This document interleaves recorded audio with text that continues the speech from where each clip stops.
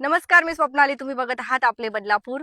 आज मी तुम्हाला बदलापूर ते पनवेल जो JNPT हायवे बनत आहे त्याच ठिकाणी घेऊन आलेली आहे. हा JNPT हायवे जो आहे तो डायरेक्टली कनेक्ट करणार आहे बदलापूर वरून पनवेलला. फक्त 20 मिनिटांमध्ये जे आहे तुम्ही पनवेल गाठू शकतात. प्रवास जो आहे तुमचा सुखद होणार आहे. हा एक भुयारी मार्ग आहे.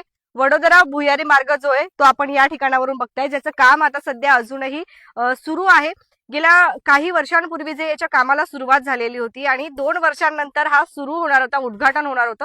मात्र अजूनही उद्घाटन झालेलं नाहीये आणि चालू झालेलं नाहीये, कारण मध्ये किती काम आहे आता राहिलेलं आपण ते बघणार आहोत.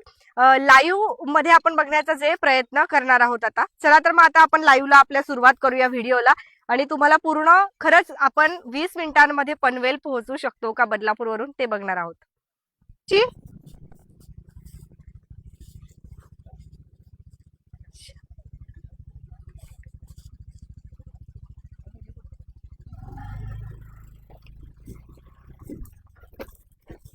आणि आता टाइम जो आहे तो झालेला आहे सध्या 11 वाजून नाही, काय बोलतात, चला जाऊ. थँक्यू.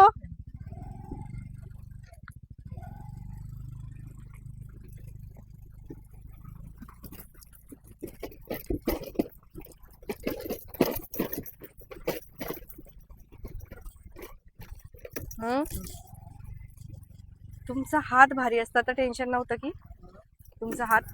बोलू का मी, चालू आहे. तर हे बघा, आपण आलेलो आहोत आता बदलापूर आणि पनवेलला जोडणाऱ्या JNPT हायवे म्हणजे जो भुयारी मार्ग आहे तिथे आपण आलोय आणि सध्या याचं काम चालू आहे, त्यामुळे आपल्याला बाहेर चला ना जाऊ ना. हा ठीक आहे, उद्या ना. तर त्यांनी आपल्याला सांगितलंय की तुम्ही तुमच्या रिस्कवर जा, असं आपण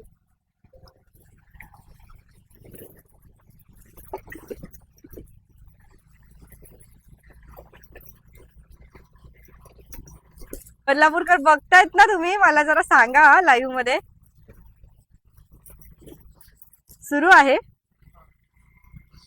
शपथ, काय अंधार आहे इकडे.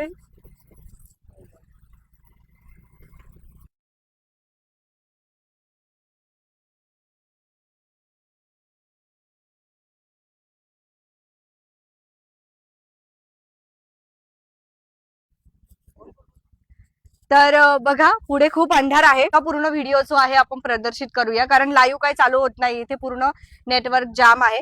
पुढे पर्यंत जाऊया, आपण एक व्हिडिओ घेऊया, कनेक्ट करूया. ठीक आहे, आता इथून पुढचा व्हिडिओ तुम्ही नक्की बघा आणि मग मला कमेंट करून सांगा. साधारणतः 7 ते 8 मिनिटं हा भुयारी मार्ग पार करण्यासाठी आपल्याला लागतो. अजून याचं काम सुरू आहे, त्यामुळे कृपा करून कोणीही या दिशेने प्रवास जो आहे तो करायचा नाहीये. आपण आता त्या साईडचं दृश्य बघणार आहोत. म्हणजे बदलापूरवरून ज्या वेळेला आपण आता पूर्ण भुयारी मार्ग पार करतो तर तेव्हा आपण या साईडला निघतो. हा बघा, हा दुसरा भाग आहे भुयारी मार्गाचा, जो पनवेलला जॉईंट होतो, कनेक्ट होतो. त्या साईडला सुद्धा आपण जर बघत असाल तर बाहेरचा जो रस्ता आहे तो पण पूर्ण कच्चा रस्ता आहे आणि भुयारी मार्गाच्या मधला जो रस्ता आहे तो पण पूर्ण कच्चा आहे. आता पूर्ण भुयारी मार्ग जो आहे तो बघितलेला आहे आणि परत आपण याच रस्त्याने जातोय, कारण अप आणि डाऊन जो दुसरा आहे ना डाऊनचा, तर त्याचं काम अजून चालू आहे, त्यामुळे त्या साईडचा भुयारी मार्गाने आपण प्रवास नाही करू शकत. आता परत आपण आलेलो आहोत. तर खरंच हा जो प्रवास आहे 20 मिनिटांमध्ये शक्य आहे, मात्र अजून पुढचा जो रस्ता आहे तो पूर्ण झालेला नाही. तर तुम्हाला काय वाटतं, तुमच्या प्रतिक्रिया देखील नक्कीच येऊ द्या.